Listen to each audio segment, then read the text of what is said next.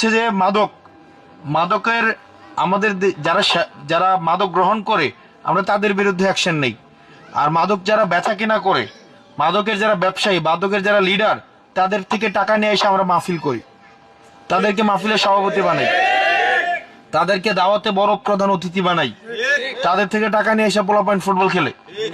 মাদক যারা সেবন করে তাদেরকে হয়তো দুইটা পিঠে থাইথাব্বর দিয়ে থানায় পাঠাই, কিন্তু মাদকের যারা ব্যবসা করে টাকাওয়ালা মানুষ তাদের আবার সমাজে কদর আছে।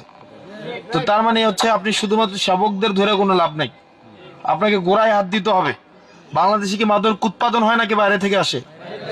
তার মানে যারা ব্যবসার সাথে জড়িত তাদের থেকে এখন এটা সামাজিক ভাবে আমাদের একটা ঐক্যমত্য পৌঁছাইতে হবে যে মাদকের ব্যবসা যারা করে, মাদকের সাথে বেচা কিনা যারা করে, যারা কোটি টাকার মালিক হোক, দিন শেষে তার সাথে আমাদের সামাজিক ভাবে এই জিনিসটাকে আমরা প্রত্যাহার করব।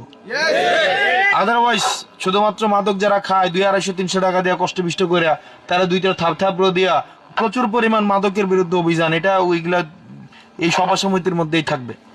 আপনি মাদকের ব্যবসা করে আপনি জানেন মসজিদ কমিটির সভাপতি বানাই দিয়ে রাখছেন। মাদকের ব্যবসা করে আপনি জানেন মিমাম ওর বিরুদ্ধে কথা বলে না, কারণ হচ্ছে ওরে সপ্তাহে যে শুক্রবারে যে পকেটে হাত দিয়ে দেয় এটা বন্ধ করে দিবে। সামাজিক ভাবে এটার প্রতিরোধ হইতে হবে। আজান হচ্ছে, বক্তব্য দীর্ঘায়িত করবো না। এই মিটিং তো এটা এমন না যে এটা আপনার সাথে আমার চাঁদের মানে ঈদের চাঁদের মতো 1-2 বার, এটা আমার রেগুলার বেসিসে আপনার আমার আসা যাওয়া।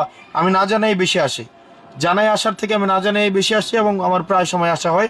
কথা হবে, দেখা হবে, এবং আপনারা ভালো থাকেন, সুস্থ থাকেন। আজকে এখানে এনসিপি, ছাত্র শক্তি এবং যুব শক্তির নেতৃবৃন্দ এখানে উপস্থিত আছেন, সবাইকে কৃতজ্ঞতা জানাচ্ছি।